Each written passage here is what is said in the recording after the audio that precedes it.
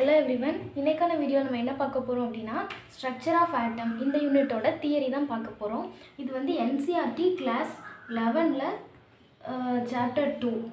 ஓகேவா? இதுதான் பார்க்க போறோம். வாங்க நம்ம ஸ்ட்ரைட்டா லெசனுக்குள்ள போலாம். ஸ்ட்ரக்சர் ஆஃப் ஆட்டம், அதாவது இந்த யூனிட்ல நம்ம என்ன பார்க்க போறோம் அப்படினா ஒரு ஆட்டம் அதோட ஸ்ட்ரக்சர், அந்த ஆட்டம் வந்து எப்படி இருக்குது, என்ன ஷேப்பில் இருக்குது, அதில் என்னெல்லாம் இருக்குன்னு அந்த ஆட்டமை பற்றின ஒரு கம்ப்ளீட் ஸ்டடி தான் இந்த யூனிட். ரொம்பவே ஈஸியாக தான் இருக்கும். வாங்க நம்ம ஃபர்ஸ்ட் ஒன் பை ஒன்னாக பார்க்கலாம். முதல்ல இந்த ஆட்டம்ங்கிற டேர்ம் எப்படி வந்துச்சு அப்படிங்கிறத நம்ம யோசிக்கணும். முதல்ல ஆட்டம்னு ஒன்று இருக்குது அப்படின்னு சொன்னது யாருன்னு பார்த்தீங்கன்னா டெமோக்ரிட்டஸ் அவர் தான். அதுக்கு முன்னாடி இது வந்து லெசனோட இண்டெக்ஸ். இந்த லெசன் நம்ம என்னெல்லாம் பார்க்க போகிறோங்கிறத நான் இங்கே எழுதியிருக்கேன். ஃபர்ஸ்ட் வந்து அட்டாமிக் தியரி, அப்புறம் டிஸ்கவரி ஆஃப் சப்அட்டாமிக் பார்ட்டிகல்ஸ், அதாவது எலக்ட்ரான், புரோட்டான் அண்ட் நியூட்ரான். அப்புறம் அட்டாமிக் மாடல், அதில் வந்து பார்த்தீங்கன்னா J Thomson, Rutherford and Bohr's இவங்களோட அட்டாமிக் மாடல்ஸ் பற்றியும் பார்க்க போகிறோம். அப்புறமா அட்டாமிக் நம்பர், மாஸ் நம்பர், இது ரெண்டும் பார்க்க போகிறோம். அதுக்கப்புறம் isotopes, isobars, isotones, isosters, iso electronic, isodiaphers இதெல்லாம் பார்க்க போகிறோம். அப்புறம் dual nature of electromagnetic radiation, dual behaviour of matter, அப்புறம் ஹைசன்பர்க்ஸ் அன்சர்டனிட்டி பிரின்சிபிள், அதுக்கப்புறம் டி ப்ராக்லிஸோட டெரிவேஷன், அதுக்கப்புறம் ஸ்பெக்ட்ரோஸ்கோப்பி அண்ட் அதில் இருக்கிற டைப்ஸ், ஸ்பெக்ட்ரமில் இருக்கிற டைப்ஸ் எல்லாம் பார்க்க போகிறோம். அப்புறம் ஷேப்ஸ் ஆஃப் ஆர்பிட்டால். இது இந்த யூனிட்டோட இண்டெக்ஸ். ஓகேவா? ஃபர்ஸ்ட் அட்டாமிக் தியரி சொல்லியிருக்கோம் இல்லையா, அதுக்கு முன்னாடி இந்த ஆட்டம்ங்கிற டேர்ம் ஃபர்ஸ்ட் எப்படி வந்தது அப்படிங்கிறத நம்ம பார்க்கலாம். முதல்ல டெமோக்ரிட்டஸ் அப்படிங்கிற ஒரு சயின்டிஸ்ட் தான் ஆட்டம்னு ஒன்று இருக்குது அப்படின்னு சொல்லி சொன்னார். இந்த டெமோக்ரிட்டஸ் என்ன கிளைம் பண்ணார் அப்படின்னா ஆட்டம்னு ஒன்று இருக்குது அப்படின்னு மட்டும்தான் சொன்னார். அதோட ஷேப்பை பற்றியோ சைஸை பற்றியோ அவர் எதுவுமே பேசலை. ஆட்டம்னு ஒன்று இருக்குது அப்படின்னு மட்டும்தான் அவர் சொல்லியிருந்தார். அப்புறம் வந்து பார்த்திங்கன்னா இது என்னென்னா ஆட்டம்னா என்ன, நம்ம ஈஸியாக சொல்கிறோம். ஆட்டம்னா அது ஒரு ஸ்மாலஸ்ட் பார்ட்டிகல், அதில் எலக்ட்ரான், புரோட்டான் அண்ட் நியூட்ரான் இருக்குது. அதெல்லாம் நம்ம வந்து இப்போ சொல்கிறோம். பட் டிஸ்கவர் பண்ணும்போது அந்த செஞ்சுரியிலலாம் 18th 17th செஞ்சுரி அதிலலாம் இது எப்படி இருந்தது, எப்படி ஒன்றா ஸ்டெப் பை ஸ்டெப் கண்டுபிடிச்சாங்கிறது தான் இங்கே நான் ஒரு ஷார்ட்டாக எழுதியிருக்கேன். ஃபர்ஸ்ட்டு பாருங்கள், அட்டாமிக் தியரியை வந்து டால்டன் வந்து கிளைம் பண்ணுறாரு. அட்டாமிக் தியரின்னு ஒன்று கொண்டு வராரு. ஸோ அதுக்கப்புறம் பார்த்திங்கன்னா அந்த அட்டாமிக் தியரி, இந்த டால்டனோட அட்டாமிக் தியரி ஃபெயில் ஆக்கிட்டு ஜே தாம்சன் வந்து அட்டாமிக் எலக்ட்ரான் ஒன்று இருக்குது அப்படின்னு சொல்லி கண்டுபிடிக்கிறாரு. அது எந்த மெத்தடில், கேத்தோட் ரே டியூப் இந்த மெத்தடில். ஸோ இதெல்லாம் ஒவ்வொன்றா நான் எழுதி உங்களுக்கு எக்ஸ்பிளைன் பண்ணுறேன். இப்போ ஜஸ்ட் ஒரு கிளான்ஸ் மாதிரி இதில் இருக்கிறத சொல்கிறேன். ஸோ தட் நீங்கள் ஈஸியாக கனெக்ட் பண்ண முடியும் அதுக்காக. ஓகேவா? அப்புறம் ஜே தாம்சன் வந்து எலக்ட்ரான் ஒன்று கண்டுபிடிச்சிட்டாரு. அதுக்கப்புறம் ஜேம்ஸ் சாட்விக் என்ன பண்ணுறாருன்னா இந்த ஜே தாம்சனோட எக்ஸ்பெரிமெண்ட் இருக்கு இல்லையா, இதில் சின்ன மாடிஃபிகேஷன் பண்ணுறாரு. இதே அந்த பாருங்கள், slightly modify J Thomson experiment. அந்த எக்ஸ்பெரிமெண்ட்டில் ஒரு சின்ன மாடிஃபிகேஷன் பண்ணி எலக்ட்ரான் மட்டும் இல்லை ஆட்டமில் புரோட்டானும் இருக்குது அப்படின்னு சொல்லி கண்டுபிடிச்சிட்டாரு. நெக்ஸ்ட்டு இது கண்டுபிடிச்சது வந்து கோல்டுஸ்டீன். புரோட்டானை கண்டுபிடிச்சது கோல்டுஸ்டீன். நெக்ஸ்ட்டு நியூட்ரனை கண்டுபிடிக்கிறது யாருன்னு பார்த்தீங்கன்னா ஜேம்ஸ் சாட்விக். ஸோ இவர் வந்து நேராக வந்து நியூட்ரனை கண்டுபிடிச்சிட்டாருன்னு கேட்டால் இல்லை. இவருக்கு முன்னாடியே ஒரு 4 சயின்டிஸ்ட் வந்து இதில் ஒர்க் பண்ணியிருக்காங்க. பட் கரெக்டாக நியூட்ரனை கண்டுபிடிச்சது யாருன்னா ஜேம்ஸ் சாட்விக் தான். ஓகேவா? இவர் எப்படி கண்டுபிடிச்சாருன்னா ஆல்ஃபா பார்ட்டிக்கிளை பம்பார்ட் பண்ணுறது மூலயமா இவர் வந்து நியூட்ரானை கண்டுபிடிச்சார். இந்த எக்ஸ்பெரிமெண்ட்டெல்லாம் நான் ஒன்றா எழுதி போட்டு உங்களுக்கு தனியாக கண்டிப்பாக எக்ஸ்பிளைன் பண்ணுறேன். இது ஜஸ்ட் ஒரு கிளான்ஸ் தான். அப்புறம் அட்டாமிக் மாடல். சரி, ஓகே. இப்போ நம்ம என்ன பண்ணிட்டோம், எலக்ட்ரான் இருக்குது, புரோட்டான் இருக்குது, நியூட்ரான் இருக்குது, நம்ம கண்டுபிடிச்சிட்டோம்.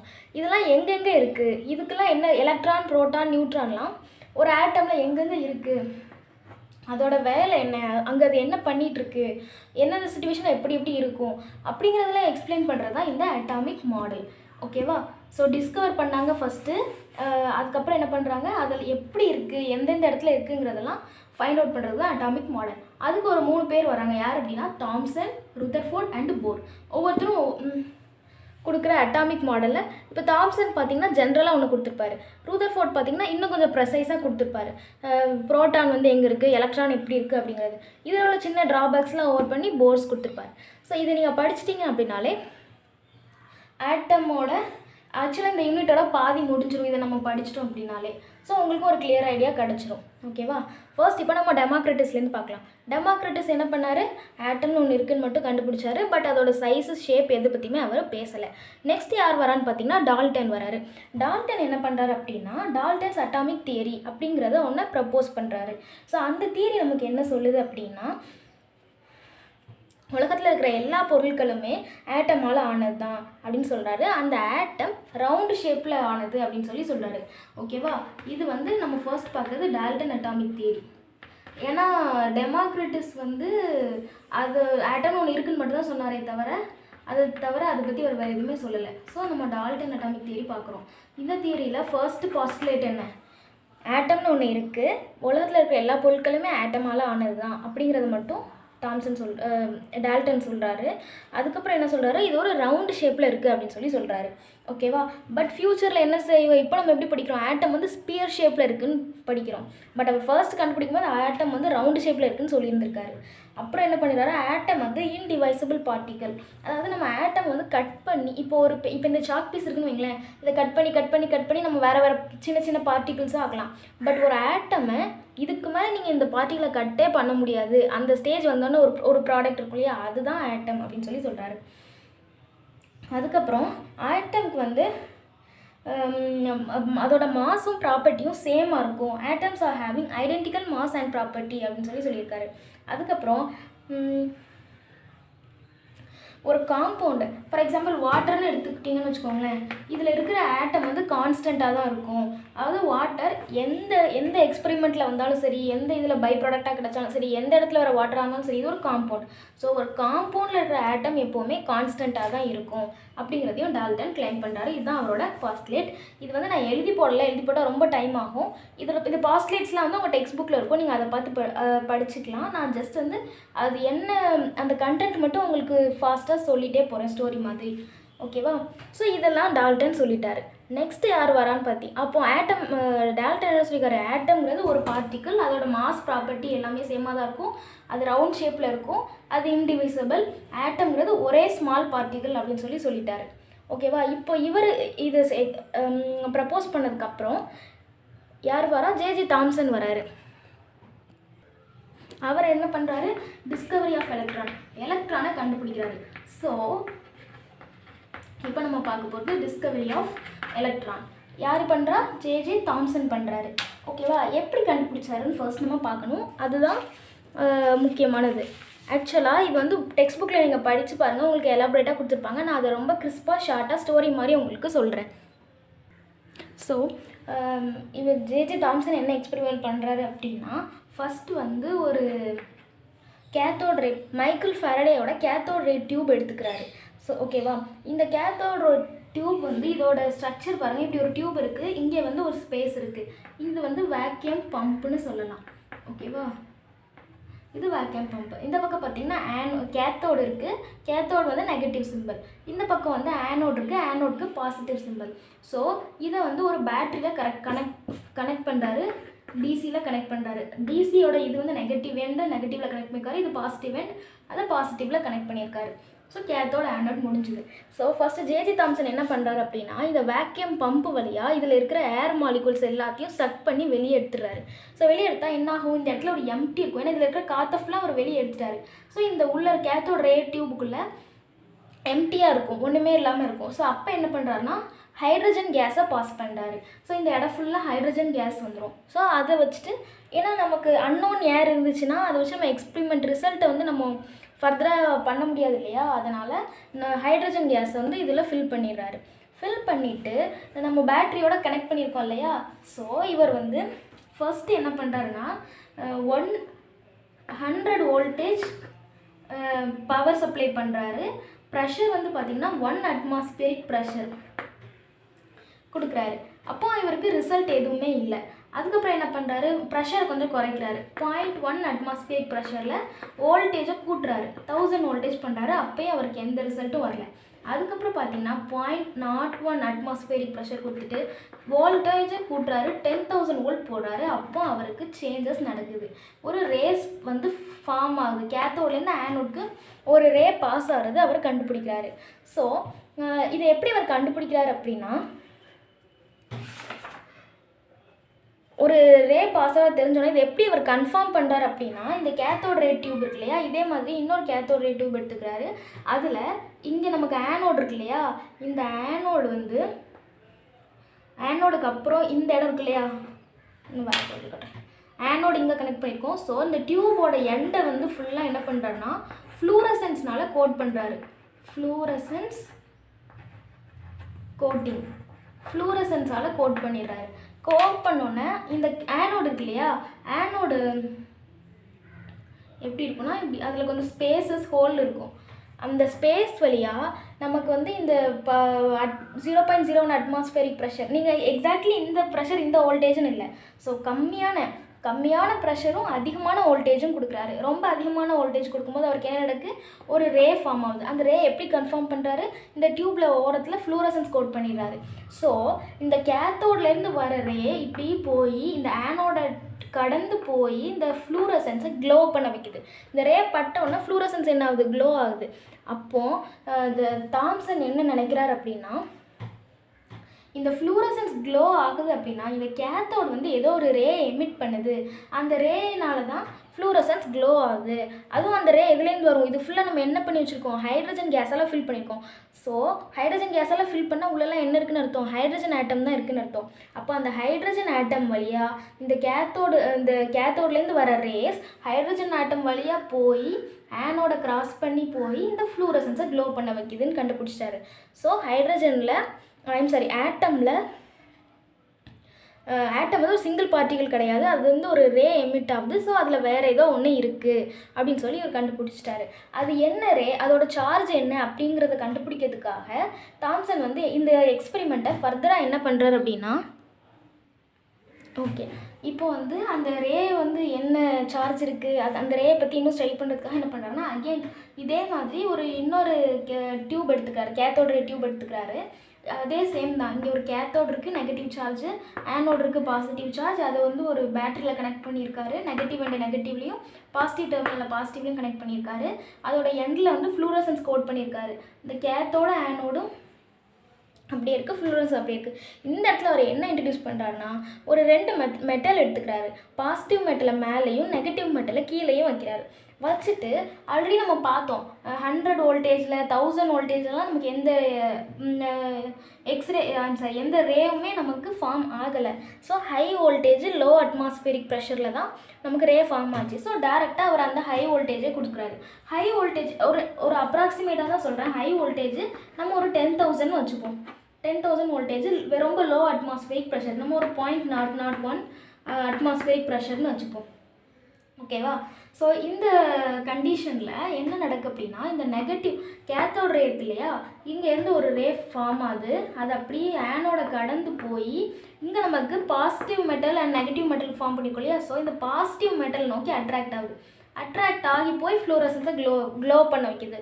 ஸோ வர ரே பாசிட்டிவ் மெட்டலை அட்ராக்ட் பண்ணுது அப்படின்னா அது என்னவாக இருக்கணும், நெகட்டிவாக இருக்கணும். இது நெகட்டிவாக இருந்தால் தான் இது பாசிட்டிவாக அட்ராக்ட் பண்ணும். ஒருவேளை இது பாசிட்டிவாக இருந்தால் அது நெகட்டிவாக அட்ராக்ட் பண்ணியிருக்கணும். ஸோ இது வந்து ஒரு நெகட்டிவ் இந்த ரே வந்து ஒரு நெகட்டிவ் சார்ஜ்டு ரே. அப்போ என்ன அர்த்தம் அப்படின்னா, இதுக்குள்ளே வந்து ஃபுல்லாக ஹைட்ரஜன் கேஸ் இருக்கு இல்லையா, அந்த ஹைட்ரஜன் கேஸில் உள்ள ஹைட்ரஜன் ஆட்டம் இருக்கு இல்லையா, அந்த ஹைட்ரஜன் ஆட்டமில் நெகட்டிவ் சார்ஜ்டு ஸ்பீஷீஸ் ஒன்று இருக்குது அப்படின்னு சொல்லி அதுக்கு எலக்ட்ரான் அப்படின்னு பேர் வைக்கிறாரு. ஸோ டால்டன் என்ன சொன்னார், ஆட்டம் வந்து சிங்கிள் பார்ட்டிக்கிள், அதை நம்ம சப்டிவைட் பண்ணவே முடியாது, அதுக்குள்ளே எதுவுமே இல்லை அப்படின்னு சொன்னார். இவர் அதை பொய்யாக்கி ஆட்டம்குள்ளே ஒரு சப்பாட்டமிக் பார்ட்டிக்கிள் இருக்குது, அதுக்கு பேர் எலக்ட்ரான், அதோட சார்ஜ் நெகட்டிவ் சார்ஜ் அப்படின்னு சொல்லி சொல்கிறாரு. அதுக்கு தான் இந்த எக்ஸ்பெரிமெண்ட்டை யூஸ் பண்ணார். ஓகேவா? என் டயக்ராம் ரொம்ப கேவலமாக இருக்கும், தயவு செஞ்சு அதை மைண்ட் பண்ணிக்காதீங்க. உங்கள் புக்கில் பாருங்கள், உங்களுக்கு பிக்சர் நல்லா அழகாக கொடுத்துருப்பாங்க. என்னால் இவ்வளோ தான் வரைய முடியும், கொஞ்சம் அட்ஜஸ்ட் பண்ணிக்கோங்க. அண்ட் வேறு என்ன, இதை அவர் கண்டுபிடிச்ச ஸ்டோரி இவ்வளோ தான். உங்களுக்கு வேறு ஏதாச்சும் டீட்டெயில்ஸ் வேணும்னா உங்கள் டெக்ஸ்ட் புக்கில் பாருங்கள். எனக்கு தெரிஞ்ச நான் எல்லா பாயிண்ட்டும் கவர் பண்ணிட்டேன். நெக்ஸ்ட் நம்ம வந்து டிஸ்கவரி ஆஃப் புரோட்டான் போகிறதுக்கு முன்னாடி சார்ஜ், இவர் வந்து நெகட்டிவ் சார்ஜுன்னு கண்டுபிடிச்சிட்டாரு. இப்போ இந்த எலக்ட்ரானுக்குன்னு இருக்கிற ஒரு எலக்ட்ரான்னா அதோட மாஸ் எவ்வளவு, அதோட சார்ஜ் எவ்வளோங்கிறது நம்ம தெரிஞ்சுக்கணும் இல்லையா. ஸோ அதுக்கு நம்ம இன்னொரு எக்ஸ்பெரிமெண்ட்டுக்கு போகிறோம். இப்போதைக்கு நம்ம எலக்ட்ரானை மட்டும் கண்டுபிடிச்சிட்டோம். இந்த எலக்ட்ரானோட சார்ஜ் மாஸ் எல்லாம் எப்படி கண்டுபிடிக்கிறதுன்னு பார்க்கலாம். அதை பார்த்துட்டு நம்ம புரோட்டான் டிஸ்கவரிக்கு போகலாம். ஓகே, சார்ஜ் கண்டுபிடிக்கிறதுக்கு முன்னாடி தாம்சன் என்ன பண்ணிட்டாருன்னா, இந்த எலக்ட்ரானோட E/m ரேஷியோ கண்டுபிடிச்சிட்டாரு. E/m ரேஷியோ எதை டிபெண்ட் பண்ணி எந்த பேஸில் கண்டுபிடிச்சார் அப்படின்னா, இந்த செட்டப் இருக்கு இல்லையா, இது கூட எலக்ட்ரிக் ஃபீல்டையும் மேக்னெட்டிக் ஃபீல்டையும் வைக்கிறாரு. எலக்ட்ரிக் ஃபீல்டும் மேக்னெட்டிக் ஃபீல்டும் ஒன்றுத்துக்கு பெர்பெண்டிகுலராக வைக்கிறாரு. ஸோ அப்படி பெர்பெண்டிகுலராக வைக்கும்போது அதில் நம்ம எலக்ட்ரிக் சார்ஜை பாஸ் பண்ணோம் அப்படின்னா அந்த எலக்ட்ரானோட பாத் அது எந்த திசையில் போகுது அப்படிங்கிறது நமக்கு தெரியும். ஸோ அதை வச்சு டிரைவ் பண்ணி உங்களுக்கு இந்த E/m ரேஷியோவை அவர் கண்டுபிடிச்சிட்டாரு. E/m ரேஷியோ ஃபார் எலக்ட்ரான் என்ன அப்படின்னா 1.758 × 10⁻11 கூலும் பெர் கிலோகிராம்னு வரும். ஆக்சுவலாக இதோட டெரிவேஷன் வந்து உங்களுக்கு 12th ஸ்டாண்டர்டுக்கு தேவையில்லை. நீங்கள் ஹையர் கிளாஸ் போனீங்கன்னா தான் அது எப்படி டிரைவ் பண்ணாருங்கிறது படிப்பீங்க. இந்த 12th கிளாஸ்க்கு உங்களுக்கு E/m ரேஷியோ இதுங்கிறது மட்டும் தெரிஞ்சுக்கோங்க. இந்த டிரைவ் பண்ணது வந்து உங்களுக்கு கேட்க மாட்டாங்க, உங்கள் சிலபஸ்லேயே இல்லை ஆக்சுவலாக இது. ஸோ ஓகேவா, E/m ரேஷியோ கண்டுபிடிச்சிட்டாரு. ஆனால் தனியாக இதோட சார்ஜ் என்னங்கிறதையும் தனியாக இதோட மாஸ் என்னங்கிறதையும் கண்டுபிடிக்கல. அதை கண்டுபிடிக்கிறதுக்கு இன்னொரு எக்ஸ்பெரிமெண்ட் இருக்குது, அதுதான் முல்லிகன்ஸ் ஆயில் ட்ராப் எக்ஸ்பெரிமெண்ட். அது எப்படிங்கிறத பார்ப்போம். ஸோ இதுதான் முல்லிகன் ஆயில் ட்ராப் எக்ஸ்பெரிமெண்ட்டுக்கான அந்த ஸ்கீமேட்டிக் டயக்ராம். யாரும் என் படத்தை பார்த்து தயவு செஞ்சு சிரிக்காதீங்க, நான் இவ்வளோ மொக்கையாக தான் வரைய முடிஞ்சது. உங்கள் புக்கில் பாருங்கள், நல்ல அழகான பிக்சராக இருக்கும். ஸோ நம்ம இப்போது இந்த எக்ஸ்பெரிமெண்ட்டுக்குள்ளே போகலாம். ஃபர்ஸ்ட் இந்த என்னெல்லாம் இருக்குதுன்னு பாருங்கள். ஒரு சிலிண்ட்ரிக்கல் கண்டெய்னர் ஒன்று இருக்குது. அந்த கண்டெய்னரில் 2 பிளேட்ஸ் கனெக்ட் பண்ணியிருக்காங்க. இது வந்து பிளேட் 1ன்னு வச்சுக்கோங்க, இது வந்து பிளேட் 2. பிளேட் 1ல் ஒரு சின்ன கேப் இருக்குது, ஓகேவா. அதுக்கு சைடில் பாருங்கள், இந்த கண்டெய்னருக்கு சைடில் இந்த பக்கம் டெலஸ்கோப் ஒன்று கனெக்ட் பண்ணியிருக்காங்க. அதுக்கு மேலே ஒரு அட்டாமைசர் இருக்குது. அட்டாமைசருங்கிறது இந்த மாதிரி ஒரு சின்ன பாட்டில் மாதிரி இருக்கும், அது வந்து இதோட கனெக்ட் ஆகிருக்கும். இந்த அட்டாமைசருக்குள்ளே இருக்கிற இந்த பார்ட்டிகல்ஸ் இதுதான் என்னென்னு பார்த்தீங்கன்னா ஆயில் ட்ராப், ஓகேவா. அதாவது ஆயில், இதுக்குள்ளே இருக்கிறது ஆயில் வச்சுக்கலாம், ஆயில் ட்ராப் இல்லை ஆயில், ஓகேவா. நெக்ஸ்ட் இந்த பக்கம் பார்த்தீங்கன்னா இந்த பக்கம் ஒரு எக்ஸ்ரே சோர்ஸ் இருக்குது. அதாவது இது வழியாக நம்ம உள்ள எக்ஸ்ரே பாஸ் பண்ணிக்கலாம். அதுக்கான ஒரு எக்ஸ்ரே சோர்ஸ் இந்த பக்கம் கனெக்ட் பண்ணியிருக்காங்க. இந்த பிளேட் 1ஐயும் இந்த பிளேட் 2ஐயும் நம்ம வந்து டிசி ஒரு பேட்டரியோடு சேர்ந்து கனெக்ட் பண்ணியிருக்கோம். பாசிட்டிவ் எண்ட் வந்து பிளேட் 1லேயும் நெகட்டிவ் எண்ட் வந்து பிளேட் 2லேயும் கனெக்ட் பண்ணியிருக்கோம், ஓகேவா. ஸோ இதுதான் இதோட ஸ்கீமெட்டிக் டயக்ராம். இந்த எக்ஸ்பெரிமெண்ட்டில் ஃபஸ்ட் நம்ம என்ன பண்ணுறோம் அப்படின்னா, இந்த அட்டாமைசர் ஃபஸ்ட் வந்து இந்த பேட்டரி ஆஃபில் தான் இருக்க போது, நம்ம எந்த ஒரு வோல்டேஜும் பாஸ் பண்ண போகிறதில்ல. ஸோ இந்த அட்டாமைசரை வந்து ப்ரெஸ் பண்ணுவோம். இதில் இருக்கிற ஆயில் ட்ராப் ப்ரெஸ் பண்ணும்போது ஆயில் ட்ராப் வந்து இப்படி போய் இதுக்குள்ளோடி வரும். ஸோ இந்த இடத்துல ஆயில் ட்ராப் வந்து கொஞ்சம் கொஞ்சமாக ஃபில் ஆகும். ஃபில் ஆகும்போது என்ன செய்யும், இந்த கேப் வழியாக ஆயில் ட்ராப் கீழே வர பார்க்கும். ஸோ இந்த ஆயில் ட்ராப் வரும்போது கீழே பார்க்க வருதில்ல, அப்போ அதுக்கு என்ன இருக்குதுன்னு அர்த்தம், ஒரு கிராவிடேஷனல் ஃபோர்ஸ் இருக்குதுன்னு அர்த்தம். அதே நேரத்தில் இந்த சிலிண்டரில் இந்த இடத்துல ஒரு பியாண்ட் ஃபோர்ஸும் இருக்குதுன்னு அர்த்தம். பியாண்ட் ஃபோர்ஸ் என்ன அப்படின்னா, அந்த ஆயில் ட்ராப் வந்து இதில் வந்து இந்த இடத்துல ஏற்கனவே ஏர் மாலிகுல்ஸ்லாம் இருக்கும் இல்லையா, எதுவுமே இல்லைன்னா அங்கே என்ன இருக்குதுன்னு அர்த்தம், ஏர் மாலிகுல்ஸ்லாம் இருக்குதுன்னு அர்த்தம்.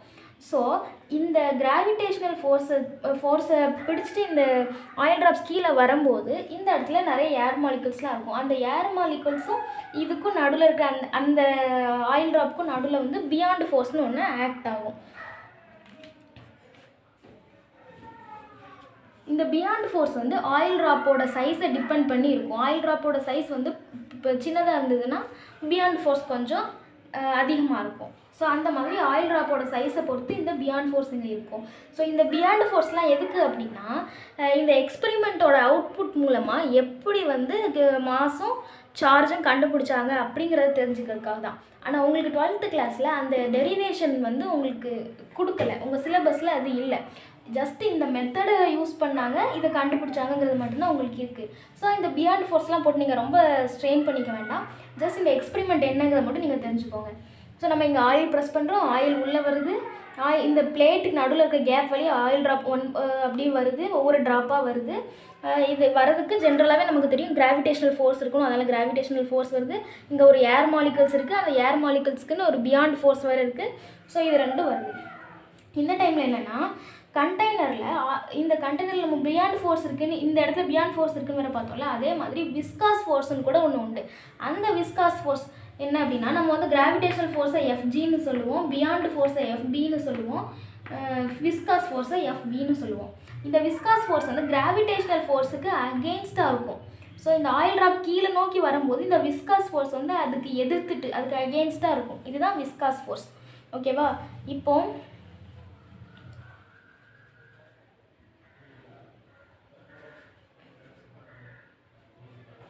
இதை பற்றின அந்த என்ன சொல்கிறது டெரிவேஷன் நான் உங்களுக்கு இப்போ போட்டு காட்ட போகிறதில்ல, ஏன்னா அது உங்களுக்கு தேவையில்லை.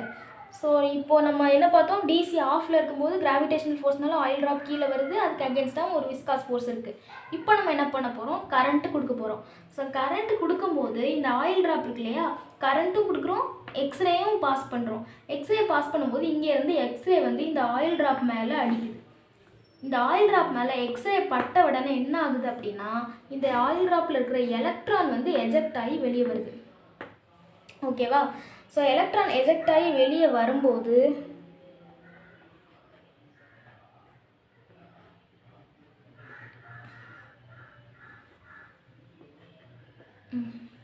ஆயில் ட்ராப்பில் இருக்கிற எலக்ட்ரான் எஜெக்ட் ஆகி வெளியே வரும்போது பாருங்கள், positive terminal plate 1, negative terminal plate 2. எலக்ட்ரானுக்கு என்ன சார்ஜ், நெகட்டிவ் சார்ஜ். அதனால இது பாசிட்டிவ் டெர்மினல் நோக்கி போகும், அட்ராக்ட் ஆகணும்னு நினைக்கும். பட் அதால் முடியாது. ஏன் அப்படின்னா மேலேருந்து கிராவிடேஷனல் ஃபோர்ஸ் கொடுத்துட்டே இருக்குது, கீழேருந்து அது அகெயின்ஸ்டாக விஸ்காஸ் ஃபோர்ஸ் வந்துகிட்டே இருக்குது. ஸோ இந்த டைமில் என்ன பண்ணணும்னா, இந்த ஆயில் ட்ராப்புங்கிறது ஹெவியர். ஸோ அது ஒரு வழியாக விஸ்காஸ் ஃபோர்ஸை தள்ளிட்டு கீழே வர ட்ரை பண்ணும், மெதுவாக கீழே வந்துட்டு இருக்கும். ஆனால் எலக்ட்ரான் வந்து ரொம்ப லைட்டர் பார்ட்டிக்கல், ஸோ அப்படி வராது. என்ன பண்ணும் அப்படின்னா, இந்த எக்ஸ்ரே பட்ட உடனே வெளியே வந்த இந்த எலக்ட்ரான் ஒரு ஃபியூ செகண்ட்ஸ், ரொம்ப ரொம்ப சின்ன ஃப்ராக்ஷன் ஆஃப் செகண்ட்ஸ், மேலேயும் போகாது கீழேயும் போகாது, அப்படி நிற்கும். ஸோ அது எஜெக்ட் ஆகிற அதே இடத்துல அது அப்படி நிற்கும். அந்த இடத்த தான் நம்ம டெலஸ்கோப் வச்சு, ஆக்சுவலாக இந்த எக்ஸ்பிளைன் நடக்கும்போது இதை நம்ம வந்து டெலஸ்கோப் வச்சு பார்த்துட்டே இருக்கணும். ஸோ இது வந்து இப்படி வெளியே வந்து அந்த ஸ்டேபிளாக இருக்கிற அந்த ஒரு செகண்டை நம்ம நோட் பண்ணணும். நோட் பண்ணி கீழே நமக்கு அதுக்கு உங்களுக்கு பெருசாக டெரிவேஷன்ஸ்லாம் வரும். அந்த நம்ம இது ஒரு செகண்ட் ஸ்டேபிளாக இருக்கிற இதை நம்ம வந்து நோட் பண்ணுறோம் இல்லையா, அதை பேஸ் பண்ணி இதோட சார்ஜ் மாஸையும் கண்டுபிடிக்கிறாங்க. ஓகேவா? இவ்வளோ தான் இதோட எக்ஸ்பிரிமெண்ட்டு. ஸோ என்னென்னா, அந்த ஆயில் ட்ராப் கீழே வருது, அப்போ எக்ஸ்ரே பாஸ் பண்ணுறோம், கரண்ட்டையும் ஆன் பண்ணுறோம். கரண்ட் ஆன் பண்ணும்போது இந்த பிளேட் பாசிட்டிவ் சார்ஜ் ஆயிரும், இந்த பிளேட் நெகட்டிவ் சார்ஜ் ஆயிரும். எக்ஸ்ரே பட்ட உடனே ஆயில் ட்ராப்லேருந்து ஒரு எலக்ட்ரான் ரிமூவ் ஆகும். அது வந்து ஃபோர்ஸ், இதில் இருக்கிற அந்த பியாண்ட் ஃபோர்ஸு, கிராவிடேஷனல் ஃபோர்ஸு, அப்புறம் விஸ்காஸ் ஃபோர்ஸ், இதுவும் இந்த கரண்ட் பாஸ் ஆனது மூலயமா இந்த பிளேட்ஸில் இருக்கிற பாசிட்டிவ் அண்ட் நெகட்டிவ் சார்ஜஸ் இதுக்கெல்லாம் நடுவில் எங்கேயுமே போகாமல் எஜெக்ட் ஆகி ஒரு ஃப்ராக்ஷன் ஆஃப் செகண்ட் அப்படியே நிற்கும். அந்த நிற்கிற அந்த செகண்டை இதை டெலஸ்கோப் மூலயமா நம்ம நோட் பண்ணி இந்த எலக்ட்ரானோட சார்ஜையும் மாஸையும் கால்குலேட் பண்ணுறோம். உங்களுக்கு ஒரு வேளை நீங்கள் வேறு எதுக்காக ப்ரிப்பேர் பண்ணிட்டு இருக்கீங்க, இதை பற்றின டெரிவேஷன்லாம் எனக்கு தெளிவாக வேணும்னா நீங்கள் கமெண்ட்டில் சொல்லுங்கள், நான் கண்டிப்பாக அதையும் டீச் பண்ணுறேன். இல்லை என்னோடய நோட்ஸ் இருக்குது, அதை நான் உங்களோட ஷேர் பண்ணுறேன். பட் 12th ஸ்டூடெண்ட்ஸ்க்கு இதுக்கு மேலே தேவையில்லை, அதனால் அந்த டெரிவேஷன்லாம் உங்களுக்கு எக்ஸ்பிளைன் பண்ணலை. அது உங்கள் சிலபஸ்லேயும் இல்லை ஆக்சுவலாக, அதனால் நான் எக்ஸ்பிளைன் பண்ணல. ஓகே, இப்போ இந்த டெரிவேஷனோட ரிசல்ட்டாக இதோட சார்ஜ் எவ்வளோன்னு கண்டுபிடிச்சாங்க அப்படின்னா 1.6 × 10⁻⁻19 கூலும். 19 கூலும். இதுதான் charge of a single electron. Mass of a single electron எப்படி சார்ஜ் மட்டும்தான் இது மூலமாக நம்ம இந்த எக்ஸ்பிரிமெண்ட்டோட டெரிவேஷன் மூலம் நம்ம கண்டுபிடிப்போம். பட் தாம்சன் வந்து ஏற்கனவே நமக்கு E/m ரேஷியோன்னு ஒன்று கண்டுபிடிச்சிருக்காரு. ஓகேவா? ஸோ அந்த E/m ரேஷியோலேருந்து நம்ம மாஸை கண்டுபிடிக்கலாம். எப்படி அப்படின்னா, மாஸ் இஸ் ஈக்குவல் டு, இது உங்களுக்கு தெரியுதான்னு தெரியல, நான் என்ன பண்ணுறது, இங்கே எழுதுகிறேன். Mass is equal to charge of an electron divided by E/m ratio. So charge of electron இந்த மில்லிகன் ஆயில் ட்ராப் எக்ஸ்பிரிமெண்ட் மூலமாக நம்ம கண்டுபிடிச்சிருக்கோம். E/m வேல்யூ ஆல்ரெடி தாம்சன் சொல்லியிருந்தார், 1.758 × 10⁻11 கூலும் பெர் கிலோகிராம்.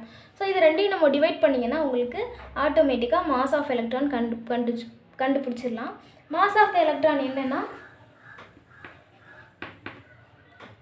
9.1 × 10⁻−31 கிலோகிராம். இதுதான் mass of the electron. So நம்ம என்ன பார்த்துட்டோம், atomic theory Dalton எப்படி டால்டன் ஒன்று ப்ரப்போஸ் பண்ணுறாரு, அதை ஃபெயில் ஆக்கிட்டு தாம்சன் வந்து ஒன்று ப்ரப்போஸ் பண்ணி எலக்ட்ரான் ஒன்று கண்டுபிடிக்கிறாரு. ஸோ தாம்சன் வந்து எலக்ட்ரானை கண்டுபிடிச்சி அதுக்கு E/m ரேஷியோ மட்டும்தான் கொடுக்குறாரு, வேறு எதுவுமே கொடுக்கல. அதனால் நம்ம என்ன பண்ணுறோம், மில்லிகன் ஆயில் ட்ராப்ஸ் எக்ஸ்பிரிமெண்ட் பண்ணுறோம்.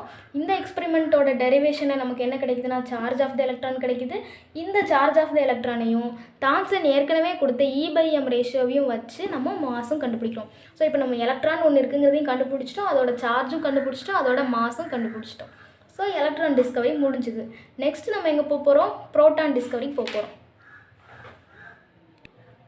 ஸோ நம்ம ஆல்ரெடி இங்கே பார்த்தோம் இல்லையா, ப்ரோட்டான் டிஸ்கவரியில் கோல்ட்ஸ்டீன் என்ன பண்ணுறாருன்னா இந்த கேத்தோட் ரே டிஸ்சார்ஜ் டியூப் எக்ஸ்பிரிமெண்ட்டே கொஞ்சம் மாடிஃபை பண்ணி தான் அவர் வந்து ப்ரோட்டான் கண்டுபிடிக்காரு. ஸோ இதை கண்டுபிடிச்சது வந்து கோல்ட்ஸ்டீன். இந்த எக்ஸ்பிரிமெண்ட் என்ன அப்படிங்கிறத பார்ப்போம். ஸோ தாம்சன் என்ன பண்ணார், கேத்தோட் ரேலேருந்து ஒன்று வருது, ஒரு ரே வருது, அந்த ரே தான் ஃப்ளூரசன்ஸை க்ளோ பண்ண வைக்குது அப்படின்னு சொல்லியிருந்தார் இல்லையா. இப்போ கோல்ட்ஸ்டீன் என்ன பண்ணுறாருன்னா கேத்தோட் ரேலேருந்து மட்டும் இல்லை, ஆனோட்லேருந்து கூட ஒரு ரே வரக்கு சான்ஸ் இருக்குது அப்படின்னு சொல்லிட்டு இந்த எக்ஸ்பிரிமெண்ட்டை ஸ்டார்ட் பண்ணுறாரு. ஸோ இங்கே வந்து ஃபுல்லுமே இது என்ன நீங்கள் பார்த்தீங்கன்னா நம்ம பழைய அதே கேத்தோட் ரே டியூப் தான். பாருங்கள், ஒரு ஆனோடு இருக்குது, ஒரு கேத்தோடு இருக்குது, ஒரு பேட்டரியில் கனெக்ட் பண்ணியிருக்கோம். இங்கே வந்து ஃப்ளூரசன்ஸ் கோட்டிங், இந்த கலரில் போட்டிருக்கிறது வந்து ஃப்ளூரசன்ஸ் கோட்டிங்கு. இது ஃபுல்லாக ஃப்ளூரசன்ஸ் கோட்டிங் பண்ணிடுறாரு. அப்புறம் இங்கே வந்து என்ன பண்ணுறாருன்னா புதுசாக அங்கே வந்து மெட்டல் கனெக்ட் பண்ணியிருந்தாருன்னு பார்த்தாலும் இங்கே வந்து மேக்னெட்டிக் ஃபீல்டு, பாசிட்டிவ் அண்ட் நெகட்டிவ்னு மேக்னெட்டிக் ஃபீல்டை இன்ட்ரடியூஸ் பண்ணியிருக்காரு. ஸோ இந்த இடத்துல என்ன பண்ணுறாரு அப்படின்னா ஹைட்ரஜன் மட்டும் இல்லாமல் வேறு நிறைய கேஸஸும் வச்சு இந்த எக்ஸ்பிரிமெண்ட்டை அவர் கன்ஃபார்ம் பண்ணியிருக்காரு. பட் நம்ம ஒரு அசம்ஷனுக்காக ஃபஸ்ட்டு இப்போ நம்ம ஹைட்ரஜனை மட்டுமே எடுத்துப்போம். ஹைட்ரஜன் கேஸை ஃபில் பண்ணிடுறாரு. ஃபில் பண்ணோன்னா இப்போது சேம் அதே மாதிரி ஹை வோல்டேஜும் லோ ப்ரெஷரும் கொடுக்குறாரு. ஹை வோல்டேஜ் லோ ப்ரெஷர் கொடுக்கும்போது அவர் நினச்ச மாதிரியே என்னென்னா ஆனோட்லேருந்தும் ரேஸ் பாஸ் ஆகி ஃப்ளூரசன்ஸை க்ளோ பண்ண வைக்குது. ஸோ அப்படி க்ளோ பண்ண வைக்கும்போது அகெயின் இந்த மேக்னெட்டிக் ஃபீல்டை பார்க்கும்போது எலக்ட்ரான் இருக்குது இல்லையா, பாசிட்டிவ் சைடில் பாசிட்டிவையும் அட்ராக்ட் பண்ணுது, நெகட்டிவையும் அட்ராக்ட் பண்ணுது. அப்போ என்ன சொல்கிறாருன்னா பாசிட்டிவாக அட்ராக்ட் பண்ணுறது எலக்ட்ரான், அதாவது நெகட்டிவ் சார்ஜ். அதே மாதிரி நெகட்டிவ்க்கும் ஒரு அட்ராக்ஷன் கிடைக்குது, அதுதான் ப்ளஸ் சார்ஜு. ப்ளஸ் சார்ஜு என்ன அர்த்தம், அங்கே வேறு ப்ளஸ் சார்ஜ்டு பார்ட்டிக்கிளும் இருக்குதுன்னு அர்த்தம். ஸோ ப்ளஸ் சார்ஜ்டு பார்ட்டிக்கிள் இருக்குங்கிறத கண்டுபிடிச்சிட்டு அதுக்கு ப்ரோட்டான் அப்படின்னு சொல்லி நேம் வைக்கிறாரு. ஓகேவா? அண்ட் இது பாருங்கள், இந்த சிங்கிறது நமக்கு வந்து பாசிட்டிவ் அட்ராக்ட் பண்ணி வந்திருக்கு. அப்போ இதில் என்ன இருக்குது, சியில் என்ன இருக்குன்னா எலக்ட்ரானோட ப்ரெசன்ஸை காட்டுது. ஏ பாருங்கள், ஏ வந்து நெகட்டிவ் சைடு டச் பண்ணி ஃப்ளூரசன்ஸை க்ளோ பண்ண வைக்கிது. அப்போ இந்த ஏ என்ன ப்ரூஃப் பண்ணுது, நமக்கு வந்து ப்ரோட்டானோட ப்ரெசன்ஸை ப்ரூவ் பண்ணுது. அதே நேரத்தில் இந்த பியை பாருங்கள், சென்டரில் எதுவுமே இல்லாமல் நார்மலாக இப்படி போயிருக்கு, எந்த ஒரு டீவியேஷனுமே இல்லாமல். அது வந்து பாசிட்டிவ் சார்ஜையும் டிவியேட் பண்ணல, நெகட்டிவ் சார்ஜை பார்க்கவும் டிவியேட் பண்ணாமல் ஸ்ட்ரைட்டாக போயிருக்கு. அப்போ இவர் என்ன சொல்கிறாருன்னா ப்ளஸ் சார்ஜுன்னு ஒரு ப்ரோட்டானும் இதில் இருக்குது, ஒரு ஹாலோ ஸ்பேஸும் இருக்குது. அந்த ஹாலோ ஸ்பேஸ் தான் ப்ளஸ் மைனஸ் எதுக்குமே அட்ராக்ட் ஆகாமல் அந்த ஹாலோ ஸ்பேஸ் வழியாக பி வந்து பாஸ் ஆகி ஃப்ளூரசன்ஸை க்ளோ பண்ண வைக்குது அப்படி சொல்லிட்டாரு. ஸோ இது மூலமா எனக்கு தெரிஞ்சுட்டு ப்ரோட்டான் ஒன்று இருக்குது அப்படிங்கிறத கோல்ட்ஸ்டீன் ப்ரூஃப் பண்ணிட்டாரு. இதுக்குமே ஒரு டெரிவேஷன் இருக்குது. என்ன டெரிவேஷன்னா நம்ம இது எலக்ட்ரானுக்கு ஜேஜே தாம்சனோட டெரிவேஷன் இருக்கு இல்லையா, அதுதான் வரும், ஃபுல்லாக அதுதான் வரும். கீழே ஒரு 2 ஸ்டெப் மட்டும் மாறி இவர் ப்ரோட்டானுக்கு சார்ஜ் என்னங்கிறது கண்டுபிடிச்சிட்டாரு. எகெயின் உங்களுக்கு அந்த டெரிவேஷன் வந்து தேவையில்லை, அது சார்ஜ் என்னங்கிறத மட்டும் நீங்கள் தெரிஞ்சு வச்சுக்கோங்க. ப்ரோட்டானோட சார்ஜ் வந்து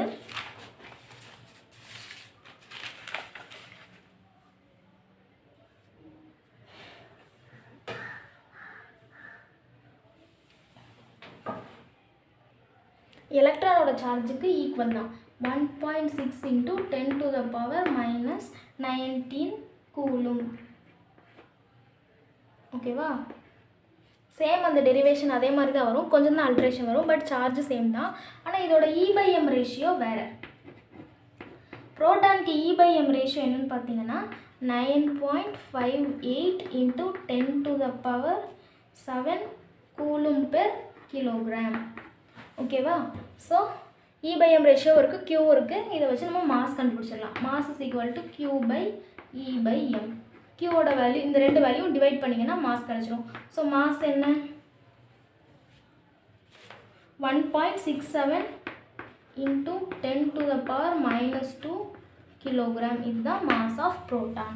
ஸோ இது வந்து கிட்டத்தட்ட தாம்சனோட எக்ஸ்பெரிமெண்ட்லேருந்து ஒரு சின்ன மாடிஃபிகேஷன் பண்ணி ப்ரோட்டான் கண்டுபிடிக்கிறாரு. அதோட சார்ஜு, E/m ரேஷியோ, மாஸ் மூணுத்தையும் கண்டுபிடிச்சிட்டோம். நெக்ஸ்ட் நம்ம என்ன பண்ண போகிறோம், நியூட்ரானோட டிஸ்கவரி பற்றி பார்க்க போகிறோம். அது ரொம்பவே ஈஸியானது தான், சீக்கிரம் பார்த்துடலாம். ஸோ இந்த நியூட்ரான் இருக்கு இல்லையா, நியூட்ரானை கண்டுபிடிச்சது யாருன்னு பார்த்தீங்கன்னா ஜேம்ஸ் சேட்விக். நான் ஃபஸ்ட்டே சொன்னேன் இல்லையா, ஜேம்ஸ் சேட்விக் தான் கண்டுபிடிச்சாரு. ஆனால் இதுக்கு முன்னாடி பல சயின்டிஸ்ட் இதில் வேலை பார்த்துருக்காங்கன்னு. அந்த இதை சிம்பிளாக சொல்கிறேன். ரூதர்ஃபோர்டு இருக்கார் இல்லையா, அவர் ஒரு எக்ஸ்பெரிமெண்ட் பண்ணிகிட்ருக்காரு. அது மூலமா அவர் என்ன கண்டுபிடிச்சார் அப்படின்னா, சபாட்டமிக் பார்ட்டிகல்ஸ் இருக்குல்லையா, எலக்ட்ரான் ப்ரோட்டான்லாம் ஃபர்ஸ்ட்டே சயின்டிஸ்ட் கண்டுபிடிச்சிருக்காங்க இல்லையா, அதை பற்றி இவர் ரொம்ப டீப்பாக ரிசர்ச் பண்ணும்போது ஆட்டமில் நெகட்டிவ் சார்ஜ் இருக்கிற எலக்ட்ரான், பாசிட்டிவ் சார்ஜ் இருக்கிற புரோட்டான், இது போக நியூட்ரலான ஒரு எலமெண்ட்டும் இருக்குது, நியூட்ரலான ஒரு பார்ட்டிகளும் இருக்குது அப்படின்னு கண்டுபிடிச்சாரு. அதாவது புரோட்டான் டிஸ்கவரி அப்போது நம்ம அந்த ஏபிசின்னு பார்த்தோம் இல்லையா, ஏ வந்து பாசிட்டிவ் அட்ராக்ட் பண்ணுது, சி நெகட்டிவ் அட்ராக்ட் பண்ணுது, பி வந்து ஹாலோ ஸ்பேஸ் அப்படின்னு நம்ம பார்த்தோம் இல்லையா. அதுதான் இவர் ரூதர்ஃபோர்டு என்ன சொல்கிறாருன்னா, அது வந்து ஒரு நியூட்ரல் பார்ட்டிக்கல், அது ஹாலோ ஸ்பேஸில் அங்கேயும் ஒரு எலமெண்ட் இருக்குது, பட் அந்த எலமெண்ட்டுக்கு சார்ஜ் எதுவுமே இல்லாமல் அது நியூட்ரலாக இருக்குது அப்படின்னு சொல்லி ரூதர்ஃபோர்டு சொல்கிறாரு. அப்புறமா அவரோட ஸ்டூடெண்ட்ஸ் வந்து கியூரின் நேம் வர 2 சயின்டிஸ்ட், எனக்கு அவங்க பேர் ஞாபகம் இல்லை, 2 சயின்டிஸ்ட் வந்து ஃபர்தராக இதை எக்ஸ்பெரிமெண்ட் பண்ணி பார்க்குறாங்க. அந்த நியூட்ரலான எலமெண்ட் வந்து அதுக்கு எந்த சார்ஜுமே கிடையாது, ஆனால் மாஸ் இருக்கு இல்லையா, ஒரு ஆட்டமோட மாஸ், அதில் இதோட கான்ட்ரிபியூஷன் இருக்குது அப்படின்னு சொல்லி கண்டுபிடிக்கிறாங்க. ஸோ இவங்கெல்லாம் இந்த அளவுக்கு கண்டுபிடிச்சதுக்கப்புறம் ஜேம்ஸ் சேட்விக்குங்கிறவரும் ரூதர்ஃபோர்டோட ஸ்டூடெண்ட் தான், பிஹெச்டி ஸ்டூடெண்ட்டு. இவர் என்ன பண்ணுறாரு, இதுக்கு ஒரு எக்ஸ்பெரிமெண்ட் பண்ணலான்னு நினைக்கிறாரு. அந்த எக்ஸ்பெரிமெண்ட் என்ன அப்படின்னா, ஃபர்ஸ்ட் வந்து ஒரு பிளேட், இது வந்து ஒரு பிளேட்டு, இதை வந்து பெரிலியமால் கோட் பண்ணியிருக்காரு. So beryllium coated plate. இந்த பெரிலியம் கோட்டட் பிளேட்டில் இவர் வந்து high energy alpha particle extracted from பொலோனியம்னு ஒரு எலமெண்ட் இருக்கு இல்லையா, அந்த எலமெண்ட்லேருந்து ஹை எனர்ஜி ஆல்ஃபா பார்ட்டிகல் மட்டும் எக்ஸ்ட்ராக்ட் பண்ணியிருக்காரு. ஸோ அந்த ஆல்ஃபா பார்ட்டிகளை இந்த பெரிலியம் கோட்டட் பிளேட் மேலே அவர் பாஸ் பண்ணுறாரு. அப்படி பாஸ் பண்ணும்போது நமக்கு இங்கே வந்து ரேஸ் கிடைக்கிது. இந்த ரேஸ் என்னென்னா